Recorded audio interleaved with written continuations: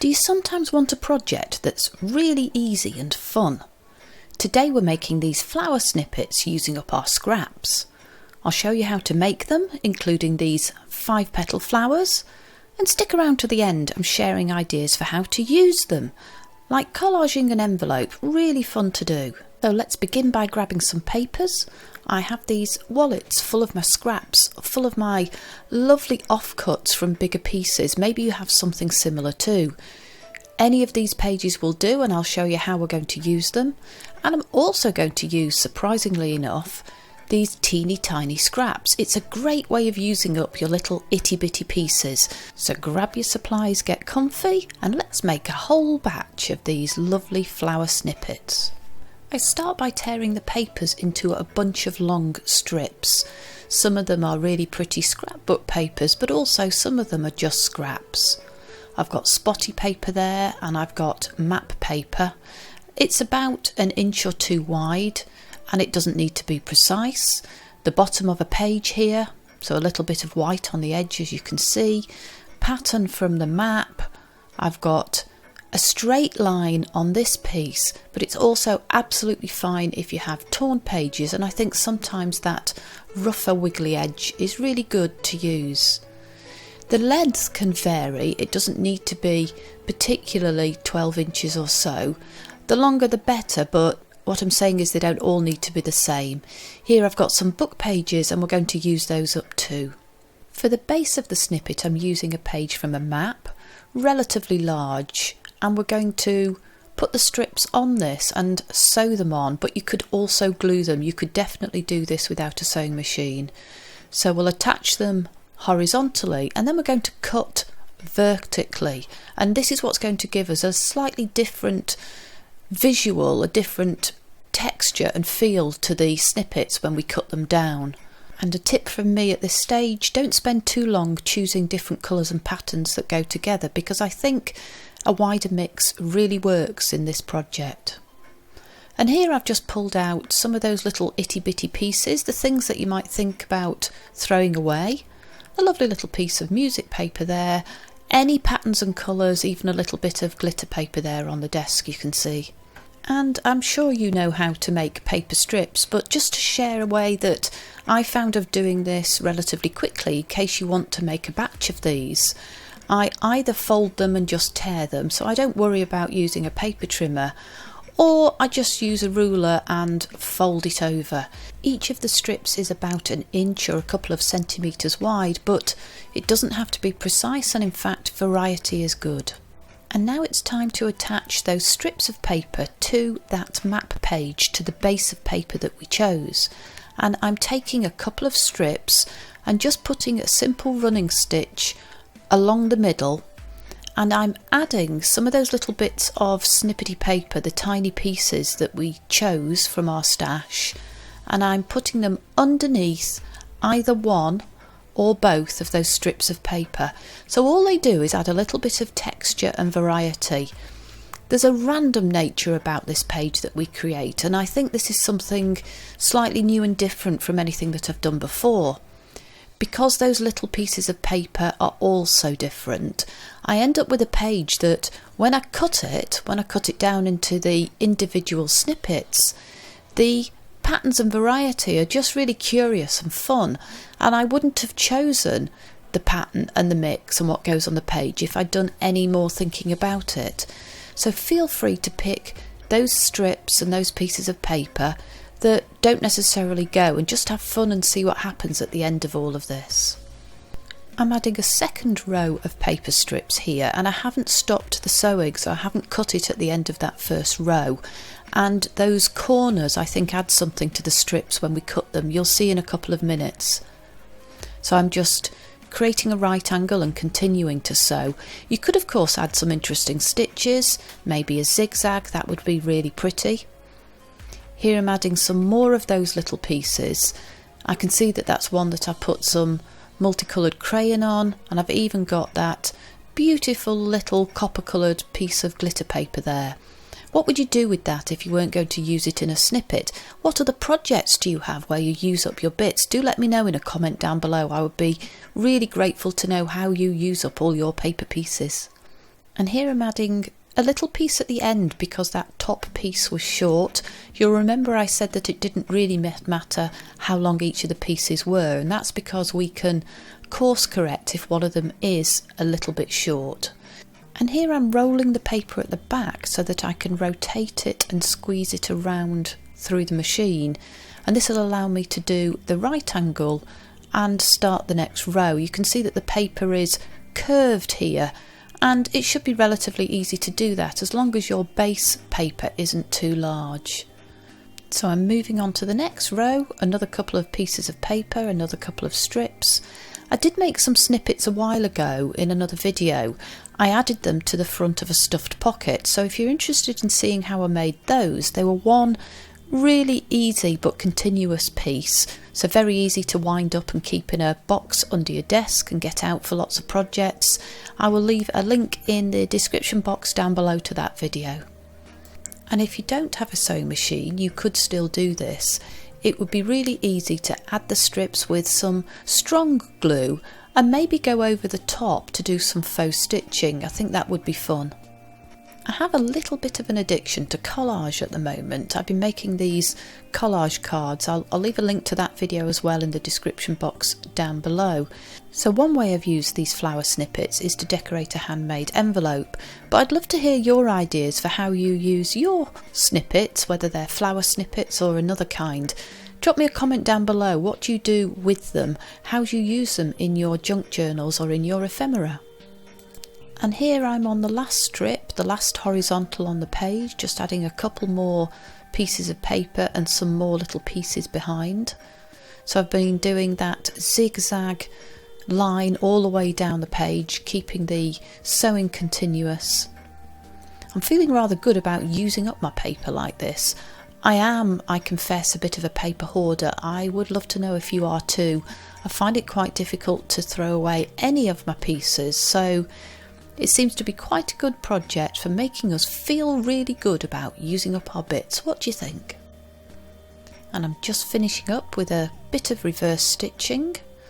And here we have our finished masterboard, as it were, that we're going to cut up into beautiful strips. You can see the zigzag across the page here, and I would say a truly eclectic mix of patterns and colours. Relatively bright, maybe something jolly. I quite like that. I need to trim off around the edges, so I'm just turning it over so that I can see the edges more clearly and snipping off those pieces, which no doubt will get used in another project. Nothing wasted here. And it's time to cut across in the other direction, so getting out my lovely large Fiskars paper trimmer and just using my eye to calculate maybe an inch or so of width here, whatever width of snippet you want really, and they don't all need to be the same size. One thing I thought I'd show you there is that sometimes the sewing, if you are using a sewing machine, might not cut through, but it's okay, just take your scissors and snip through. It won't run, it will keep the papers firmly together or firmly enough.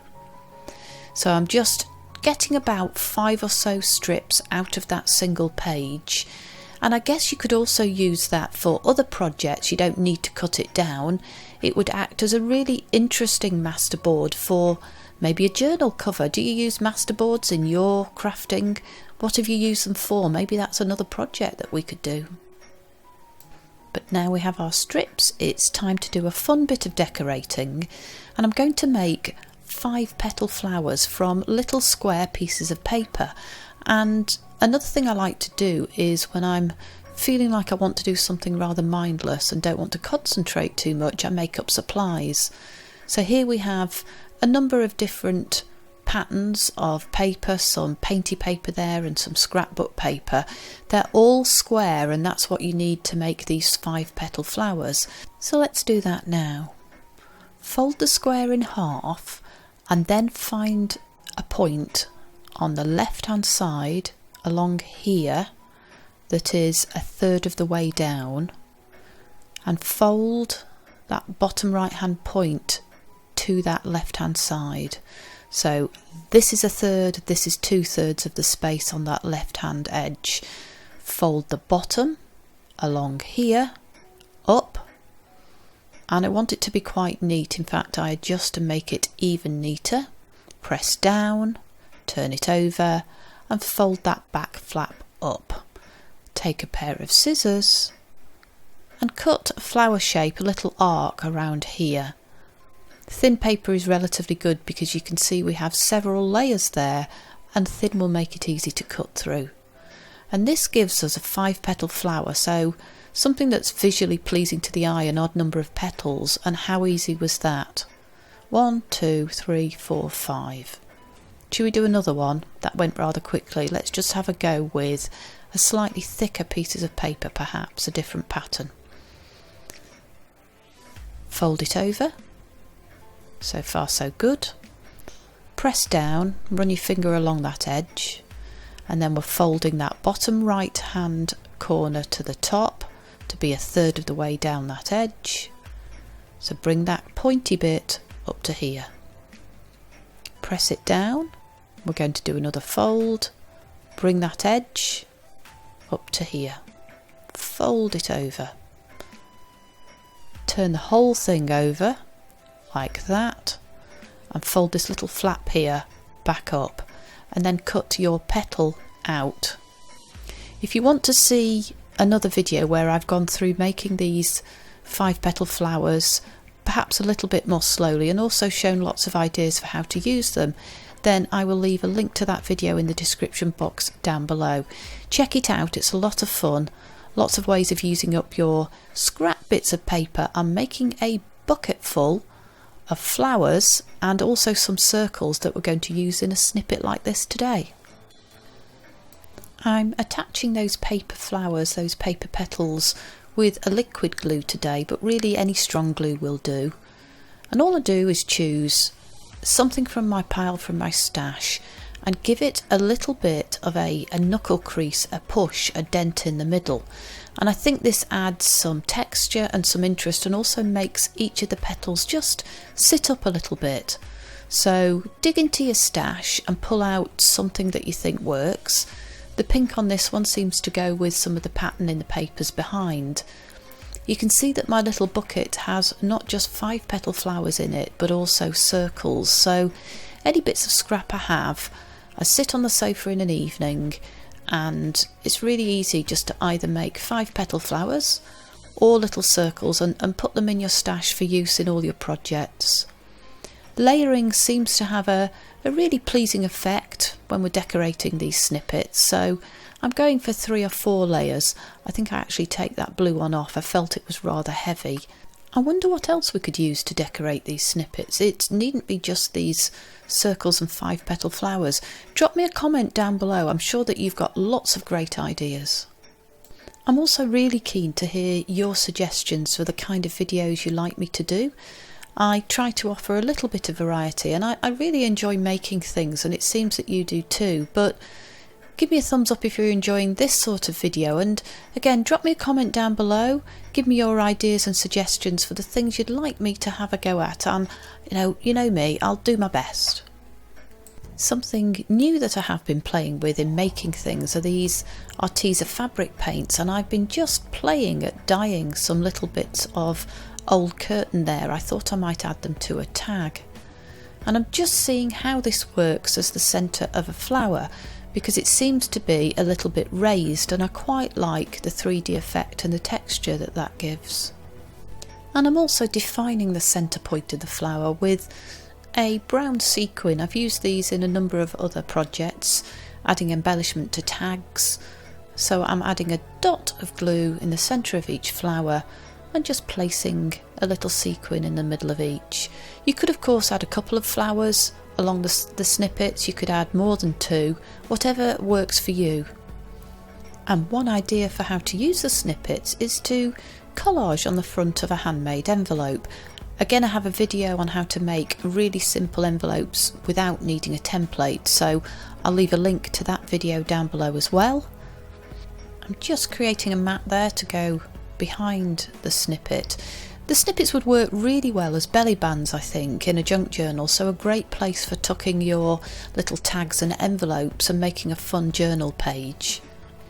But what a cute way of decorating a handmade envelope, and so much fun to do. maybe I need to make some postcards up now to put in the envelopes. What do you think? Drop me a comment down below. If you've enjoyed this video, then hit the subscribe button down below and the notification bell, because I've got lots more ideas to come. And check out my video where I make a pocket folder. I think that's a project that you'd also enjoy. I hope to see you soon.